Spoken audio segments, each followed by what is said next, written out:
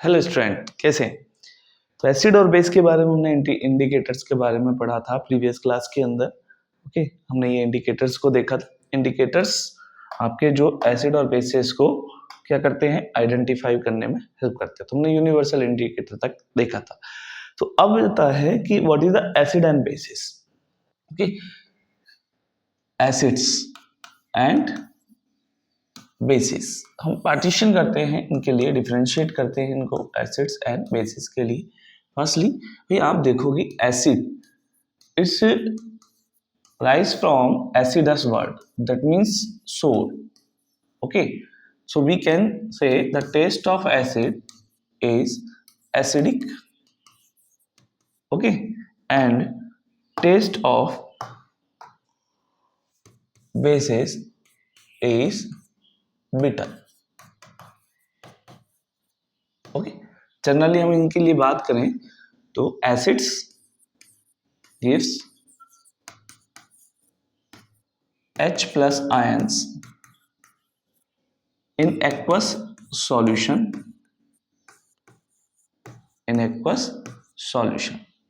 and bases gives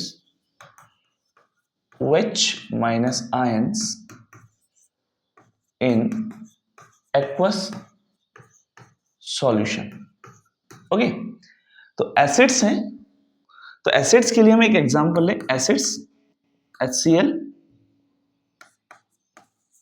plus water aqueous solution mix किया तो यहाँ पे जो आयन मिलेगा वो H प्लस। ये H प्लस फिर से इसके साथ कंबाइन होगा और यहाँ पर H3O प्लस आयन बनाएगा, that is the hydronium ion. तो acid also gives hydronium ion. ये आपको भी याद रखना होगा कि एसिड जो है वो H प्लस देते हैं एंड हाइड्रोनियम आयंस भी देते हैं। जितने H प्लस आयन एसिड के अंदर कंसंट्रेशन है उतनी आपके हाइड्रोजन आयन की कंसंट्रेशन एसिड्स के अंदर होगी। बेसिस, बेसिस के लिए तो basis gives NaOH in aqueous solution, okay, that means H2O Na plus OH minus. ये आपके इस तरह से आयोनाइज हो जाता है। तो हमने दो डिफरेंस देखे, first is the test and second is acid के लिए और बेस के लिए। ठीक है, फर्स्ट हमने इनके डाइल्यूशन और कंसंट्रेशन को समझा। ओके, अभी हम देखते हैं third, acids convert blue litmus paper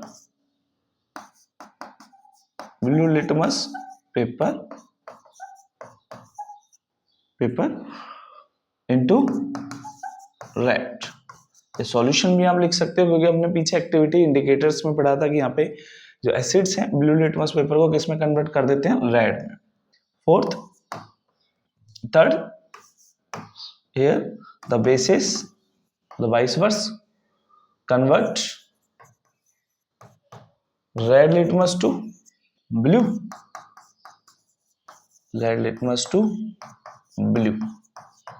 okay student.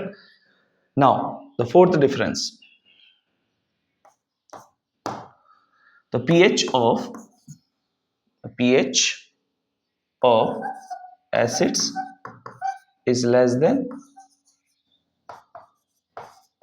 7 and here pH of bases is greater than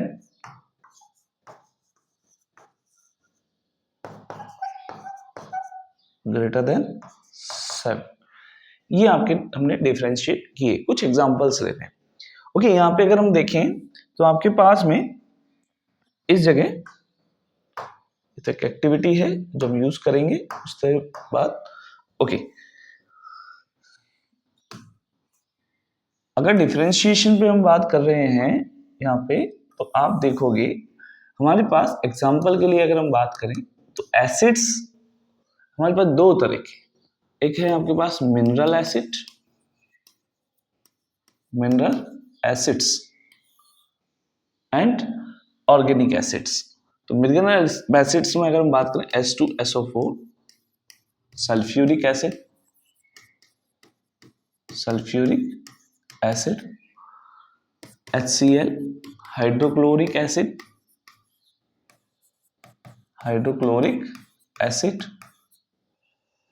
HNO3 nitric acid,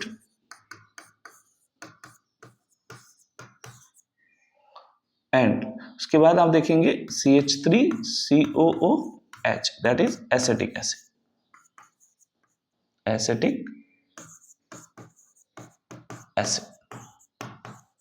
उसके अलावा और मिनरल एसिड्स देख सकते हो, H2SO3 that सल्फ्यूरियस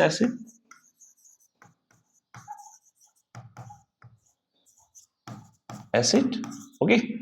next H2CO3 carbonic acids,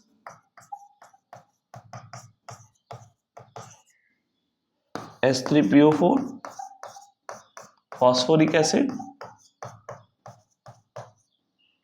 phosphoric acids, okay.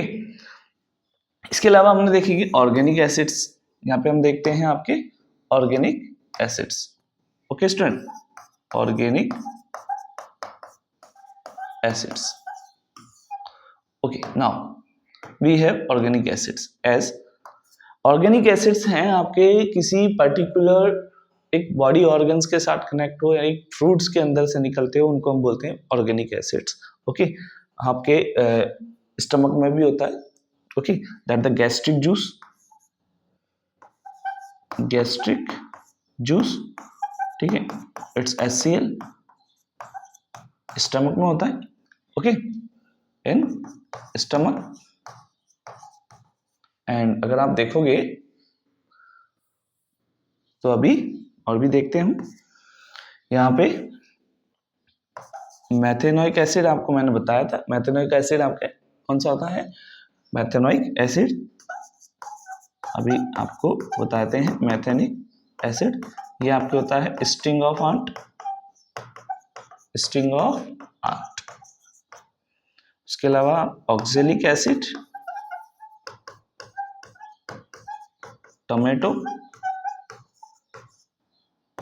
Ascorbic acid, orange, mango also, citric acid, lemon and orange, दोनों में होता है। आपके होगा यहाँ पर टार्ट्रिक एसिड,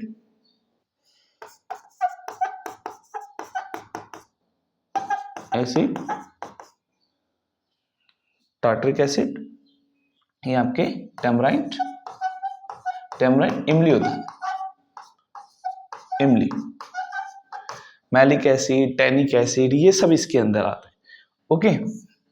नाउ बेसिस पे बात करते हैं, एग्जांपल फॉर बेसिस, अभी हम लेते हैं यहाँ पर बेस। तो आपने देखा होगा मैंने आपको फर्स्ट चैप्टर जो पढ़ाया था उसमें एक रिएक्टिव सीरीज आपको पढ़ाई थी, जिसमें मैंने एक छोटी सी ट्रिक ली थी, केदारनाथ का माली आलू जरा फीका पका, ऐसा कुछ लिया था। आपको कुछ नहीं करना, सबके पीछे OH लगाना according to their valencies, okay. OH calcium have the 2+ ion, here OH2 and aluminium 3, here 2 and 2, FeOH also, okay. ये हो गया आपके पास। उसके अलावा आप ले सकते हो NH4OH, ओके। यहाँ पे आप इसको बोल सकते हो potassium hydroxide,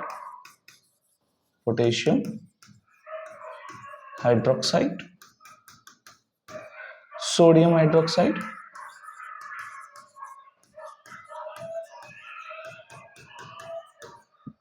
calcium hydroxide,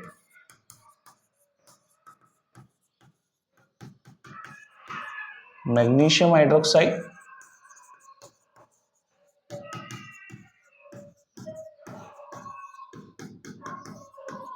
aluminium hydroxide,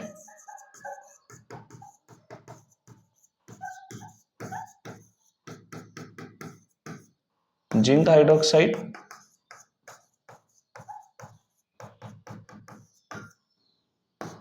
ferrous, hydroxide and ammonium hydroxide. ये आपके पास हमने कुछ बेसिस लिखे। ओके स्टूडेंट, ये बेसिस है और ये आपके पास कुछ एसिड्स हैं। मिनरल एसिड्स लिए हमने, ऑर्गेनिक एसिड्स लिए। अब ऑर्गेनिक एसिड्स में बहुत सारे देख सकते हो, और भी आपको मैंने बोला टैनिक एसिड देख सकते हो, कॉफी के अंदर होता है, टी के अंदर होता है। मैलिक एसिड देख सकते हो तो आपके एप्पल के अंदर होता है। तो ऐसे आप ऑर्गेनिक एसिड्स और भी देख सकते हो। अभी एनसीईआरटी अपने 10th के अंदर हमने इनको कवर किए हैं, ये अपने कोर्स में है। ये बेसिस हैं आपके, जो आपके potassium hydroxide, calcium hydroxide, magnesium hydroxide, sodium hydroxide, aluminium hydroxide, ये आपके बेसिस है। ओके, तो अभी हमने देखा 4 डिफरेंस तो आपके यहाँ पर क्या देखे, जनरल जो डिफरेंस है इनके अंदर वो देखे। अब हम बात करते हैं प्रॉपर्टीज पर। किसकी बात करते हैं? प्रॉपर्टीज। ये एक आपकी ये जो प्रॉपर्टीज है जैसे फिजिकली कि आपकी क्या शो हो रहा है, एक्वस सोल्यूशन में OH दे रहा है, इधर H दे रहा है, यहाँ पर रेड से ब्लू हो रहा है, यहाँ पर लिटमस पेपर ब्लू से रेड हो रहा है, pH का जो लेवल है यहाँ पर <7 है या <7 है। तो ये हमने एक बेसिक डिफरेंस देखा एसिड एंड बेस में। तो अभी जो हम मेन देख रहे हैं वो हम देखेंगे कि भी आपके पास में एसिड्स एंड बेसिस के लिए अगर हम बात करते हैं तो यहाँ पे कुछ एसिड्स एंड बेसिस जो हैं उनके लिए हम देखेंगे। तो फर्स्टली हमारे पास प्रॉपर्टी आ रही है। ओके, तो now right in your notes that's the properties of acids and bases। Okay, और ये बहुत ज्यादा इंपॉर्टेंट टॉपिक है, यहाँ से बहुत सारे क्वेश्चन बने, आप बहुत डीपली इनको पढ़ना, इसलिए क्योंकि यहाँ से आपके आरबीएससी सीबीएसई दोनों के अंदर ही क्वेश्चन बनते हैं और वो बेसिक पॉइंट्स हैं यहाँ पे। ओके, तो फर्स्ट हम जो प्रॉपर्टी पढ़ेंगे हम एसिड्स के लिए पढ़ेंगे। Okay, when acids react with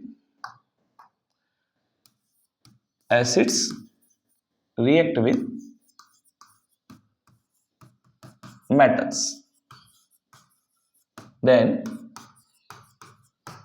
it form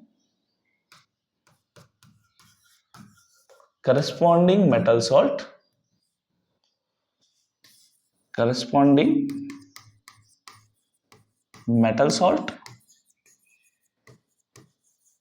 and hydrogen gas. Okay, इस तरह का हम इसके अंदर देखते हैं। देखो हमने कहा मेटल और साथ में हमने लिया कौन? एसिड। तो जब दोनों की हमने रिएक्शन करवाई तो यहाँ पर मेटल सॉल्ट हमको मिला और साथ के साथ हाइड्रोजन गैस। चलो एक एक्टिविटी से हम इसको समझते हैं। हमारे पास एक एक्टिविटी है, उसके अकॉर्डिंग हम इसको देखेंगे कि आपके पास क्या कहा है। ये एनसीईआरटी में एक एक्टिविटी आपके पास है जो क्या कह रही है। इस एक्टिविटी को आप देखेंगे, एक्टिविटी 2.3। इस एक्टिविटी में आप देखेंगे यहाँ पर हमने इस बीकर के अंदर, इस बीकर में हमने क्या डाला है, थोड़ा सा जिंक डाला है। जिंक के साथ में डाइल्यूट सल्फ्यूरिक एसिड इसके अंदर मिक्स किया है। डाइल्यूट सल्फ्यूरिक एसिड मिक्स करने के बाद हमने देखा कि यहाँ पर एक गैस प्रोड्यूस हुई, बबल्स फॉर्म। हमने एक पाइप जो है कनेक्ट कर दिया इस सोप सॉल्यूशन के अंदर। सोप सॉल्यूशन में कनेक्ट करने के बाद हमारे पास जो गैस है यहाँ से निकल के इस तरह पर एंटर कर गई सोप सॉल्यूशन में। तो इस सोप के जो बबल्स होते हैं वो प्रोड्यूस करते हुए जा रही है। ओके, क्या कर रही है यहाँ पर? सोप के बबल्स प्रोड्यूस कर रही हैं। हम एक बर्निंग कैंडल लेके गए, हाइड्रोजन एक आपके पास में बर्निंग गैस है। तो यहाँ पर हम जब गैस लेके गए तो ये गैस बर्न करने स्टार्ट हो जाती है विद पॉप साउंड्स। ओके, तो ऐसे में हमने डिसाइड किया कि यहाँ पर जो गैस निकल रही है वो कैसे निकल रही है, आपकी हाइड्रोजन गैस। क्लियर? तो अभी हम देखते हैं यहाँ पर हमने जो रिएक्शन यहाँ पे करवाई उसे हम यहाँ पे शो करते हैं। क्या किया है हमने एक्टिविटी के अंदर? आपकी जो एक्टिविटी है इस एक्टिविटी में हमने किया है, देखिए एक्टिविटी 2.3 है वो आपको बता रही है कि हमने मेटल लिया आपने जिंक, और इस जिंक के साथ में लिया आपने डाइल्यूट यानी कि लो रिएक्टिव एसिड। ओके, मतलब पानी डाल दिया जिसकी वजह से उसकी रिएक्टिविटी कम हो गई डाइल्यूट में। तो आपके पास जो एसिड हमने इसके अंदर डाला है वो सल्फ्यूरिक एसिड आपको मिला। तो ये आपका तैयार हो गया salt corresponding metal salt. Corresponding means यहाँ पर Zn है तो यहाँ भी Zn का ही सॉल्ट मिलेगा और हाइड्रोजन गैस रिलीज हो। ये हो गया आपका एक्वस सॉल्यूशन। अभी आप देखोगे यहाँ पर जो हमने देखा है इस टेस्ट ट्यूब के अंदर जो कलर आएगा इसका वो आएगा आपका कलरलेस।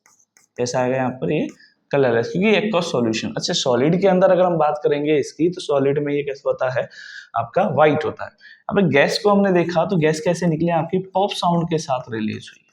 ओके तो आप ऐसे काफी सारे एग्जांपल ले सकते हो, इकलौती यही नहीं है, आप और भी लिख सकते हो। आप देख सकते हो आपने एक्टिविटी, आपको मैंने एक्टिविटी 1.3 भी बताई थी, उस एक्टिविटी के अंदर अगर आप देखते हो तो Zn फर्स्ट चैप्टर के अंदर Zn प्लस हमने डाला था वहां पर HCl, तो दोनों की रिएक्शन करवाई तो आपका बन गया ZnCl2। Clear student? And H2 वही आपकी हाइड्रोजन गैस टेस्ट हुआ। तो ये सीबीएसई वाले स्टूडेंट को अच्छे से याद रखना है कि यहाँ पर आपके पास में एक डायग्राम मिलेगा, उस डायग्राम को आपको पूरी तरह लेवल लर्न करना है कि कैसे आपकी गैसेस यहाँ से रिलीज करनी है। ओके तो सीबीएसई को ये हमेशा जो भी आपको डायग्राम बनाकर देता है और पूछता है कि यहाँ पर एक्चुअल में हो क्या रहा है, यहाँ पर आपके कौन से सब्सटेंसेस आपने मिक्स किए हैं और कौन सी चीजें आपके यहाँ पर निकल के आ रही है, कौन सा सॉल्ट परफॉर्म हो रहा है। तो ये सीबीएसई स्टूडेंट को खासकर इस डायग्राम को देखना चाहिए, ऐसे आपकी हर एक्टिविटी केमिस्ट्री को देखना चाहिए। ओके एनसीईआरटी पहले क्लियर करें। यहाँ पे नेक्स्ट आप और भी ले सकते हो, मैग्नीशियम ले सकते हो।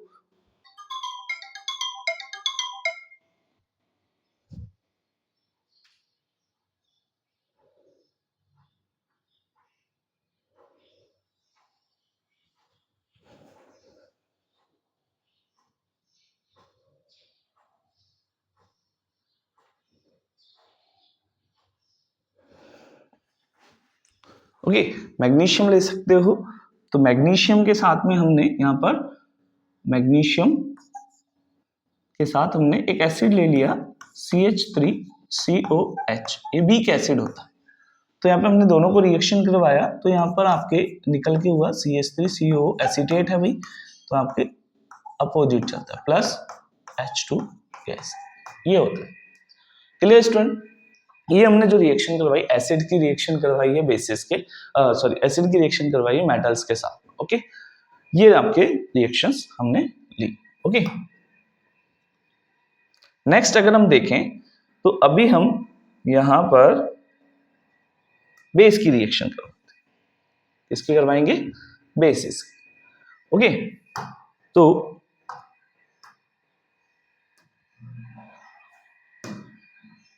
देखते हैं, अगर हम बेसिस की रिएक्शन की बात करते हैं, acid react with acids, sorry basis, हम बेसिस की बात कर रहे हैं, बेसिस की। बेसिस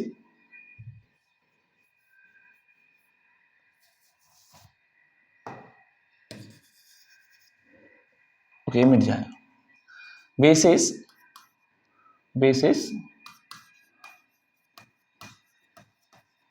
react with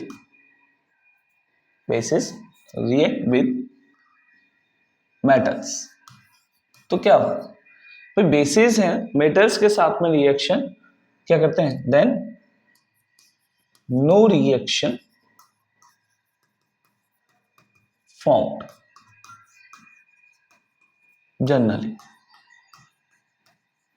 ओके अगर आप देखें तो यहाँ पे बेसिस जो हैं वो रिएक्शन नहीं करते। तो ऐसे में हम ये देखें कि बेस जनरली आपके साथ किसके साथ रिएक्शन नहीं करते? मेटल्स के साथ में कोई भी रिएक्शन फॉर्म नहीं करते। बट आपको एक कंडीशन, आपका बेस एल्कलाई होगा तो करेगा। Alkali react with metals and form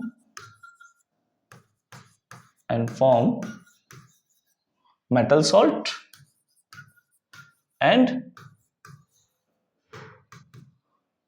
hydrogen gas. Okay student अब आपको क्वेश्चन आ रहा होगा व्हाट इज एल्कलाई। तो अभी हम बात करें एल्कलाई क्या है।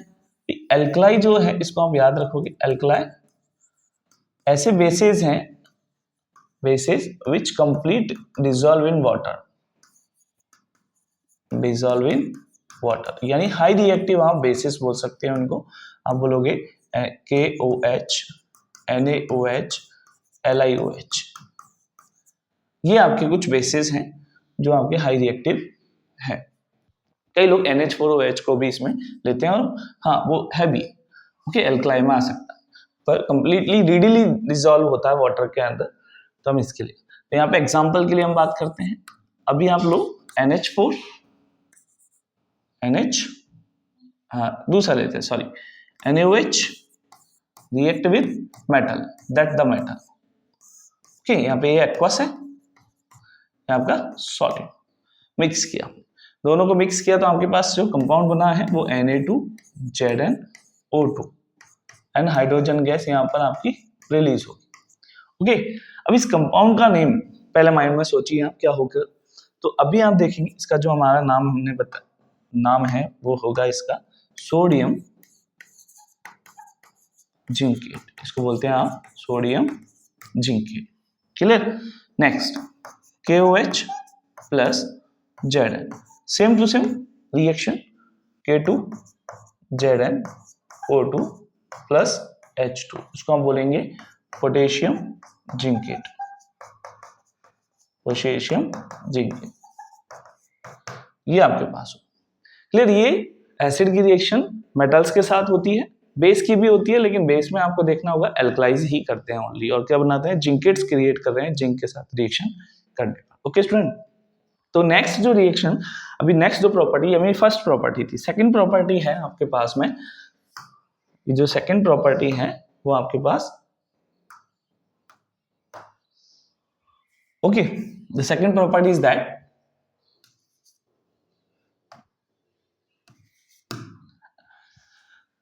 acids react with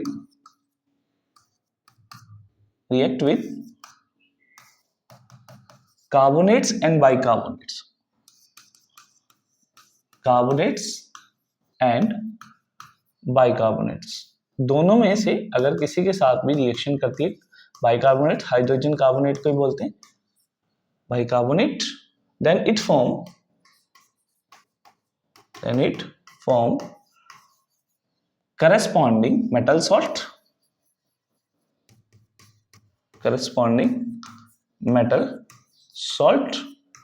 and hydrogen carbon dioxide, कौन सी gas, CO2 gas plus water, ये आपके फॉर्म होगा।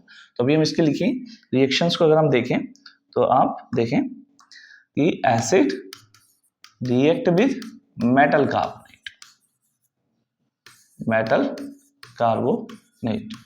then it form metal salt plus CO2 and H2, ये आपके फॉर्म होंगे, क्लियर, ओके स्टूडेंट। एक और हम एग्जांपल लेते हैं, एसिड्स प्लस मेटल बाइकार्बोनेट,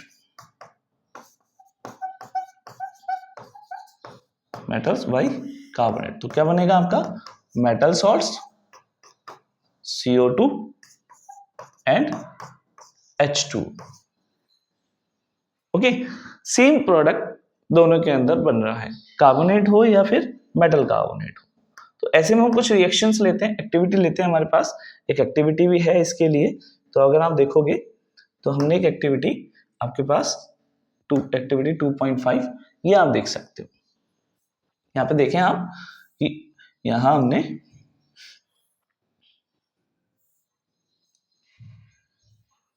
ये आपके पास एक्टिविटी है। क्या हो रहा है इसके अंदर, हमने कुछ दो टेस्ट ट्यूब ली, test tube A and B, एक के अंदर सोडियम कार्बोनेट लिया है, दूसरी टेस्ट ट्यूब के अंदर हमने सोडियम हाइड्रोजन कार्बोनेट को लिया है। तो फर्स्टली हम इस टेस्ट ट्यूब को किसके साथ, फिर इसमें हमने डाइल्यूट HCl को मिक्स किया। क्या मिक्स किया है इसके अंदर, डाइल्यूट HCl। तो सबसे पहले हमने लिया है सोडियम, आपकी जो एक्टिविटी है उसके अंदर, एक्टिविटी में हमने एक्टिविटी 2.5 को अगर हम देखें तो हमने क्या लिया है यहाँ पर, थोड़ा सा Na2CO3 और एक एसिड लिया है हमने साथ में HCl, ये कार्बोनेट के साथ हम रिएक्शन करवा रहे हैं डाइल्यूट एसिड के लिए। तो यहाँ पे रिएक्शन जो परफॉर्म होगी वो होगा NaCl plus CO2 plus H2। Okay, और यहाँ से जो CO2 रिलीज हुई हमने उसको एक सॉल्यूशन लिया है कैल्शियम हाइड्रोक्साइड, इसके अंदर मिक्स कर लिया, क्योंकि कैल्शियम हाइड्रोक्साइड के साथ जब CO2 मिक्स होगी तो आपके क्या क्रिएट करेगी, कैल्शियम कार्बोनेट क्रिएट करती है, तो हमारा CO2 का यूज हो गया। ओके, तो ये हमें रिलीज हो जाएगा, हमें पता चल जाएगा, सॉल्यूशन है ना मिल्की हो जाएगा यहाँ पे, तो हमें इससे पता चला कि यहाँ पे कौन रिलीज हो रही है, CO2 रिलीज हो रही है। क्या रिलीज होगी यहाँ पे, CO2 एक एक्सटेंगाई गैस है। CO2 कैसी गैस है, एक्सटेंगाई।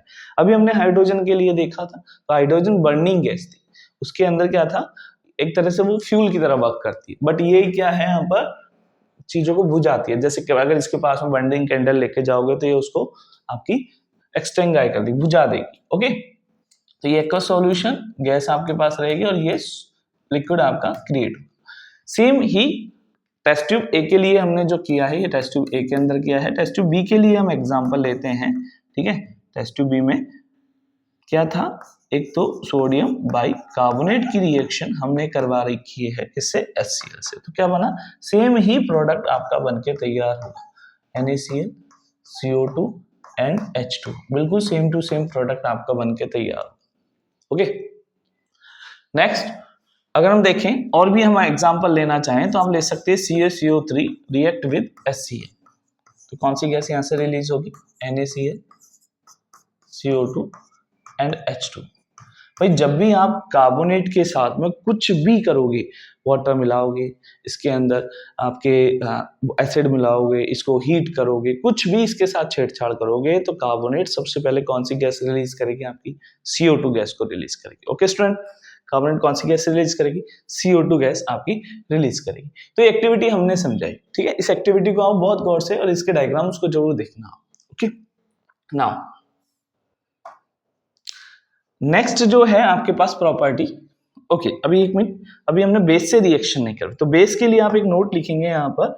ओके, बेस के लिए आप नोट लिखेंगे यहाँ पर, बेसिस डज नॉट, यहाँ पर एल्कलाई भी नहीं करते हैं, basis doesn't react with carbonates. तो कार्बोनेट्स का जो नेचर होता है ना, वो होता है बेसिक। ओके, कार्बोनेट्स कैसे होते हैं, बेसिक नेचर के होते हैं। तो बेस के साथ में रिएक्टिविटी फॉर्म नहीं कर रहा है, बेस के साथ में बेस रिएक्टिविटी फॉर्म नहीं करेगा, कोई भी रिएक्शन परफॉर्म नहीं करेगा। ओके, नेक्स्ट आपका जो आ रहा है third property, neutralization reaction, that's the third property.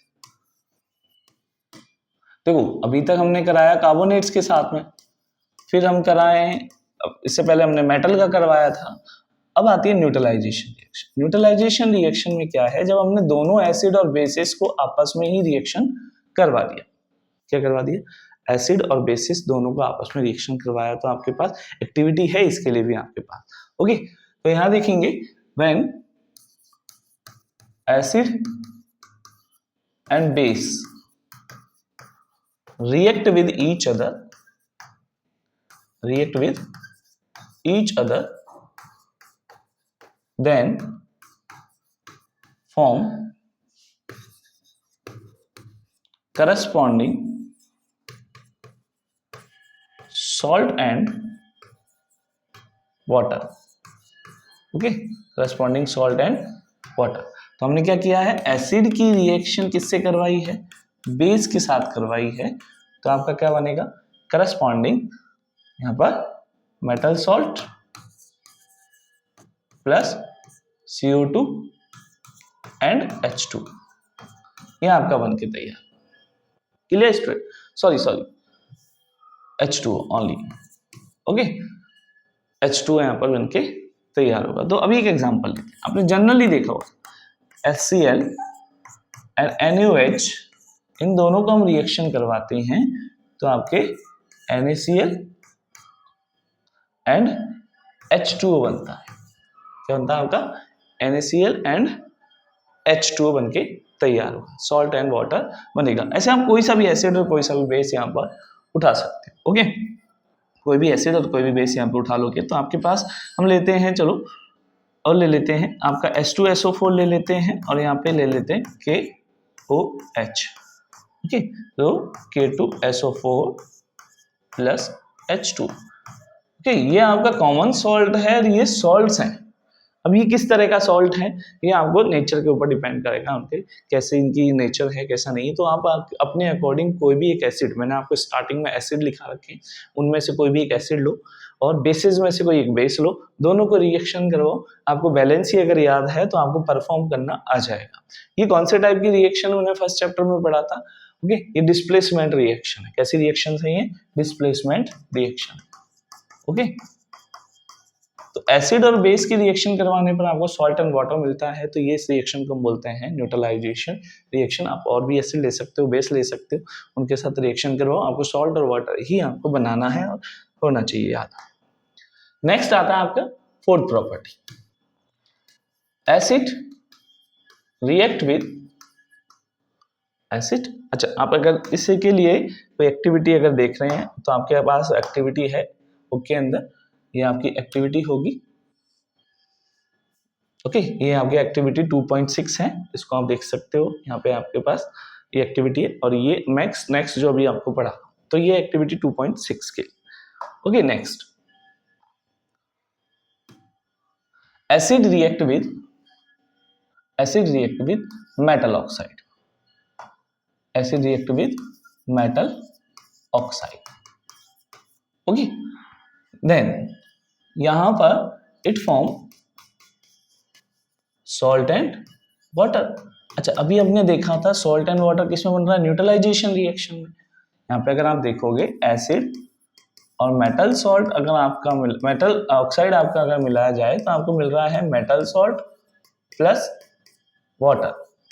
Okay student, तो कोई भी एक मेटल सॉल्ट हम लेते हैं यहाँ पर CuO एंड एसिड ले लेते हैं आपके पास HCl, ये आपकी एक्टिविटी भी है। ओके, CuO ये 2.7 एक्टिविटी है आपकी। ओके, अभी प्रीवियस हमने देखा ये एक्टिविटी है आपकी। ये देखिए, ये आपकी एक एक्टिविटी है। देखिए, ये आपकी एक्टिविटी है, मेटल ऑक्साइड के साथ आपकी रिएक्शन होगी। तो ये आपके पास हम देखिए, तो कॉपर ऑक्साइड लिया है बीकर में और हमने इसमें डाइल्यूट एसिड डाला और इसको धीरे धीरे स्टीयर करते रहेंगे, गोलते रहेंगे। ओके, तो यहाँ पे आपका क्या परफॉर्म हुआ है? ये हुआ आपका CuCl2 एंड H2O। तो आपको बता दें कि हमने एक्टिविटी 1.11 में देखा था कि ये ब्लैक कलर का था और यहाँ पर ये ब्लू ग्रीन हो गया। कैसा हो गया? ब्लू। Okay, copper chloride. तो इसको हम ब्लू ग्रीन रिएक्शन भी बोलते हैं, that is called blue green reaction. इसको क्या बोला जाता है? ब्लू ग्रीन रिएक्शन बोलते हैं। ओके, कई बार बच्चे क्या गड़बड़ कर देते हैं, क्योंकि हमने वो नेल्स डिस्प्लेसमेंट रिएक्शन में कॉपर सल्फेट के सॉल्यूशन के अंदर नेल्स को डाला तो वहां पर ब्लू ग्रीन कन्वर्जन हो रहा है। ओके, क्योंकि कॉपर सल्फेट का जो सॉल्यूशन है वो ब्लू से ग्रीन में कन्वर्ट हो जाता है, तो आप उसको ब्लू ग्रीन बोलते हो। तो वो ब्लू ग्रीन रिएक्शन नहीं है, ये आपकी है ब्लू ग्रीन रिएक्शन। कौन सी? जिसमें कॉपर ऑक्साइड होता है और आपके एसिड के साथ, इसको ब्लू ग्रीन रिएक्शन बोलते हैं। क्लियर? तो यहाँ पे अगर आप नोट करो, एक और एग्जांपल लेते हैं, HCl के साथ हम लेते हैं CaO। ये Cu था, अब ये CaO, तो सॉल्ट और वाटर। अब देखिए, आपको मैं एक चीज बताता हूं, नोटिस करेगा आप इसको।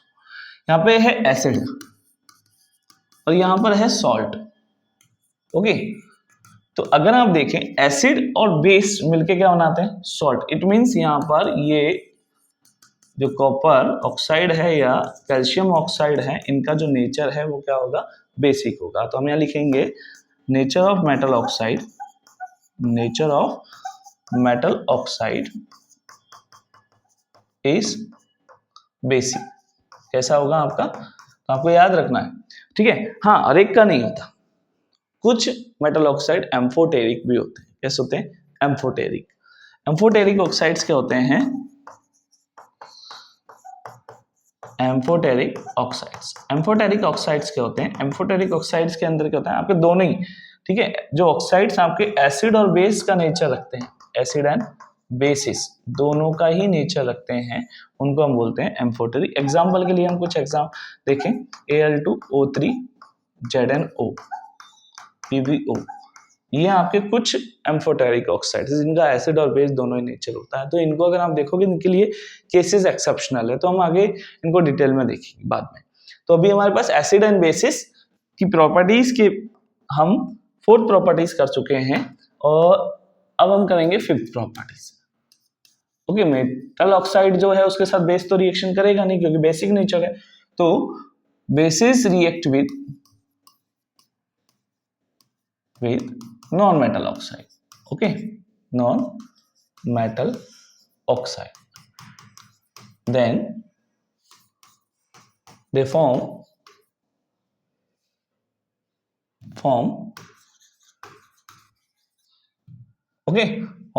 salt and water। अगेन वही अभी हमने कहा सॉल्ट एंड वाटर कब बनता है, न्यूट्रलाइजेशन। तो बेस के साथ में आपका कौन रिएक्शन कर रहा है, non metal oxide. Non metal oxide को आप रिएक्शन करवा रहे हो तो आपका क्या बन रहा है, मेटल सॉल्ट और वाटर। Okay, H2O। क्लियर। तो यहां एक एग्जांपल है CaOH का होल ट्वाइस, हमने CO2 इससे पास की थी, तो यहां पर CO2 जो हमने पास की तो ये हो गया CaHCO3 का whole twice. Just a minute, हम इसको CaCO3 प्लस आपका बनेगा H2O, ये आपका प्रोडक्ट बनके तैयार हो। जब इसमें CO2 पास की है तो ये जो सॉल्यूशन है उसके अंदर CaCO3 इनसॉल्युबल है, ठीक है, और एक कंप्लीट सॉल्यूशन क्या हो जाता है, मिल्की सॉल्यूशन बन जाता है। कैसा सॉल्यूशन है ये, मिल्की सॉल्यूशन। आपका एक कंप्लीट सॉल्यूशन कैसा बन जाएगा यहाँ पे, मिल्की, मतलब CaCO3 इसके अंदर वाटर के अंदर डिसॉल्व नहीं हो पाया तो पूरा सॉल्यूशन वाइट हो जाता है। पूरा सॉल्यूशन क्या हो जाएगा, वाइट हो जाएगा जब इसके अंदर हम देखेंगे। ओके, तो अभी हम यहाँ देखें आपके पास कि यहाँ लिया है हमने बेस और क्या बना है आपका, salt and water. It means यहाँ पर क्या हो गया, ये एसिडिक नेचर की है, तो यहाँ लिखेंगे non metal oxide, non metal oxide, ठीक है, नेचर कैसा होता है आपका, इसका एसिडिक होता है। और मेटल ऑक्साइड का नेचर कैसा होता है, बेसिक होता है। नॉन मेटल ऑक्साइड का नेचर आपका एसिडिक और मेटल ऑक्साइड का नेचर बेसिक हो जाएगा। क्लियर स्टूडेंट, इस चीज को आप स्क्रीनशॉट लें, ठीक है, क्योंकि ये बहुत इंपॉर्टेंट है। तो इस तरह से आपको करना है। अब आप देखेंगे कि अगर हम इसी रिएक्शन को थोड़ा सा आपको नोट करना, स्टार लगा लेना इस चीज पर, कुछ यहाँ पर आपको याद रहने के लिए। अगर हम एक्सेस ऑफ CO2 पास करते हैं, पास थ्रू अबव सॉल्यूशन, तो इसको आपको देखना। यहां देखिए, यहाँ पे CaCO3 आपका होगा और इसके अंदर हम पहले CO2 और साथ में वाटर, ये सॉल्यूशन है, इसमें एक्सेस अमाउंट में CO2 को पास कर रहे हैं। किस अमाउंट में, एक्सेस अमाउंट। तो आपका जो सॉल्यूशन इनसॉल्युबल था, कैसा था, मिल्की सॉल्यूशन था, ठीक है, इसमें पास करने के बाद CO2 ये CaHCO3 और एक कलरलेस सॉल्यूशन बनाया। कैसे बनाया, इसका मतलब ये CO3 इसके अंदर कंप्लीटली डिसॉल्व हो गया, ये सॉल्युबल हो गया, इसके अंदर कैसा हो गया, ये सॉल्युबल हो जाएगा इस सॉल्यूशन कंप्लीटली। ओके, तो हमने 5 प्रॉपर्टीज की और हर प्रॉपर्टीज के साथ में एक इंपॉर्टेंट चीज पढ़ी है हमने, उसको आपको साइड में रखना है ये प्रॉपर्टीज से और लर्न रखना है कि ऐसा होता है। Clear student. नाउ 13 हमने नेक्स्ट जो स्लाइड है हमारी, इस स्लाइड में हमारी लास्ट प्रॉपर्टी है 6। ओके, ये भी काफी इंपॉर्टेंट है। व्हेन देखो एसिड्स एंड बेसिस कंटेन, या फिर आप लिखें पहले are good conductor of electricity, good conductor of electricity. Okay, क्यों? क्योंकि इनके पास फ्रीली आयंस होते हैं, because they have freely ions in solution in aqueous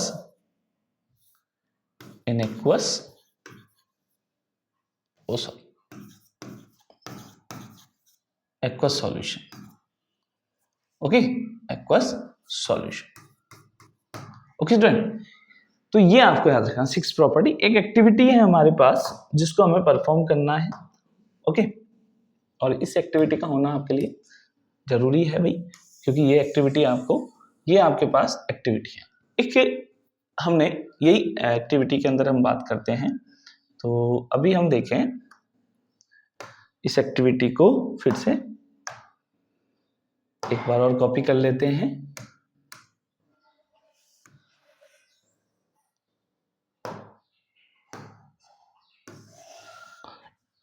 थोड़ा सा आप देखें, इसको मैं 4 टाइम्स आपके यहां पर लिख रहा हूं। इसको आपके यहां पर 4 टाइम्स आप देखोगे, इसको हम लिख रहे हैं।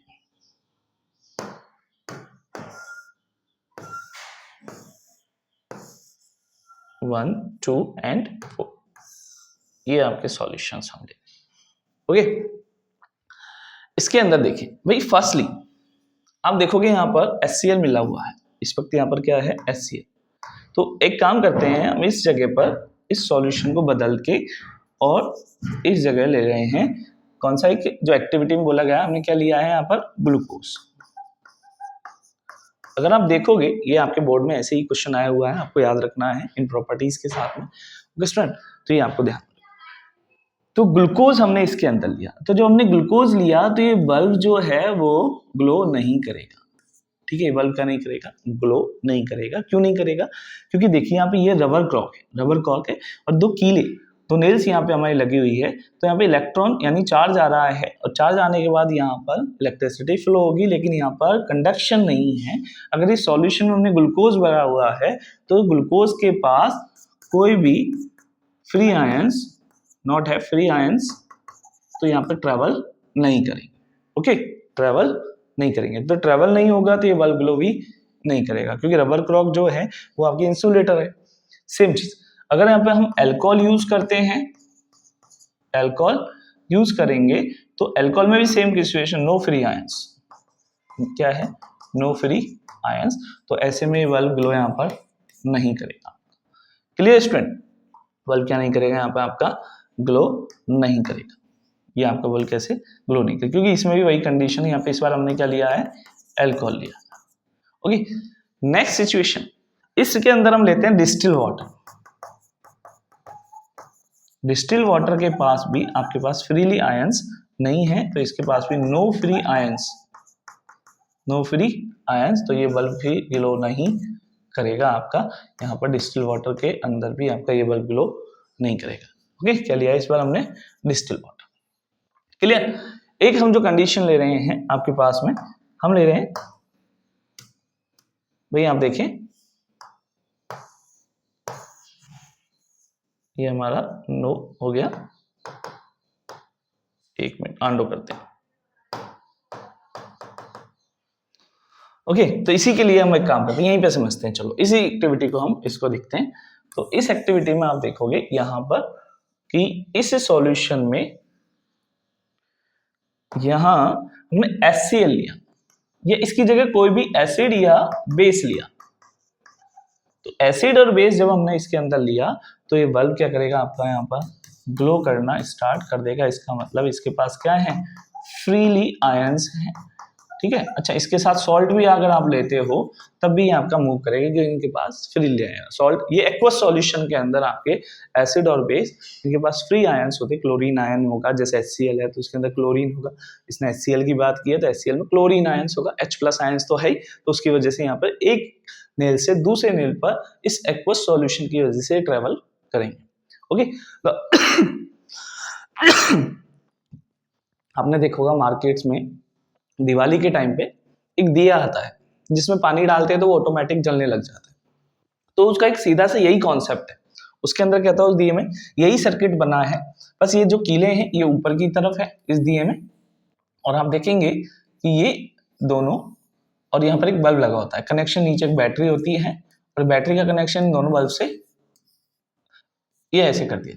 तो जैसे हम इसमें वाटर डालेंगे, अगर इसके अंदर आप डिस्टिल वाटर डालोगे तो नहीं ग्लो करेगा, तो आप इसके अंदर एक इम्प्योर वाटर डालना है, सॉल्ट के साथ में थोड़ा नमक और डालोगे तो ये अच्छा सा ग्लो करेगा, क्योंकि यहाँ पर बैटरी जो है वो आपकी आयंस ट्रेवल करवाएगी एक इलेक्ट्रोड से दूसरे इलेक्ट्रोड पर, तो डेकोरेशन लाइट भी कुछ इसी तरह के कॉन्सेप्ट के साथ में बनी हुई है। क्लियर? ओके, तो ये थी हमारे पास 6 प्रॉपर्टीज जो हमने पढ़ी आज एसिड एंड बेसिस की। इन प्रॉपर्टीज को आप रिवाइज करिए, देखिए। ओके, हम एक बार और इनको जब वीडियो करेंगे तो उस टाइम इसको रिवाइज करेंगे। Clear? Clear student? Thank you.